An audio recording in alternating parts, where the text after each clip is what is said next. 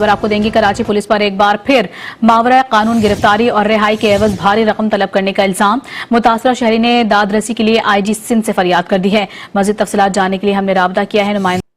हाँ जी बिल्कुल, ये कराची का इलाका सॉफ्ट जोन है जहाँ पर मंगोपीर थाने की हदूद में शहरी ने एक दरखास्त दायर की है आईजी सिंध और एसएसपी डीआईजी वेस्ट को, जिसमें उन्होंने अपना मौका बयान किया है कि मंगोपीर थाने के एएसआई इन्वेस्टिगेशन नासिर अली अबरो ने उन्हें मावरा कानून एक एफआईआर में, जो कि किसी और पाशा के नाम पर थी, मुझे जबरदस्ती उस एफआईआर में इन्वॉल्व किया और मुझे जेल कस्टडी कराई। दरखास्त गुजार की जानिब से इल्जाम भी आयद किया गया है कि नासिर अली अबरो ने उनसे इस रिहाई के लिए 2 लाख रुपए तलब किए और अब उनकी जमानत पर रिहाई के बाद मजीद 8 लाख रुपए तलब कर रहे हैं। इस हवाले से हमने टीटीवी ने डीआईजी वेस्ट इरफान घोष और एसएसपी इन्वेस्टिगेशन से भी मौक़िफ़ तलब किया है। साहब उनसे कोई रास्ता नहीं हो रहा, उन्होंने अब तक कोई मौक़िफ़ इस हवाले से कोई जवाब भी नहीं दिया है। मुतासरा शहरी ने दाद रसी के लिए आईजी सिंध से फरियाद कर।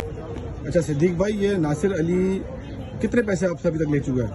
2 लाख रुपए तो इन्होंने बिल्कुल कैश ले लिए, जो कि बाकी वो 5,000 10,000 करके वो तो 1.5 महीने से ये ये मुझसे इस तरीके से लेता रहा। 2 लाख उन्होंने ले लिए जब मुझे जेल कस्टडी ले जाने से पहले, और अभी इन्होंने जो टारगेट रखी है वो कह रहे हैं आपने 10 लाख रुपए पूरे करने हैं। अच्छा, एएसआई नासिर अली, ये कहाँ पोस्टिंग है इसकी? नासिर अली ये मंगोपीर थाने में आईयू है और इसका जो एसआईयू है वो अली हैदर पीरजादा है, उसके नीचे ये चलता है। अभी भी हिरासत कर रहा है? अभी भी हिरासत कर रहे हैं। अभी तक इनकी कॉल्स आ रही है और वो कह रहे भैया आपने 10 लाख का टारगेट पूरा करना है। मैंने कहा यार उस केस के साथ तो मेरा ताल्लुक ही कोई नहीं है, उसमें तो जो पाशा था उसने अपनी बेल करवा दी है, तो आप मुझे तो जेल कस्टडी तक करवा दी यार। आपके मुद्दई ने भी आपको शनाख्त किया या नहीं किया?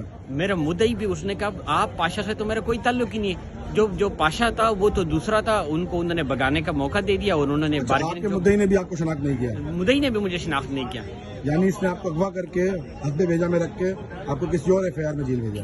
मतलब वो इन्होंने मुझे ऐसे ही अगवा किया और उस एफआईआर से मेरा कोई ताल्लुक ही नहीं था और अभी तक ये पैसे को मांगने का जो सिलसिला है वो भी अभी तक चल रहे हैं। आला हुकाम से क्या गुजारिश है आप? आला हुकाम से मेरा कि खुदारा आप कम से कम मुझे इंसाफ दिलाओ।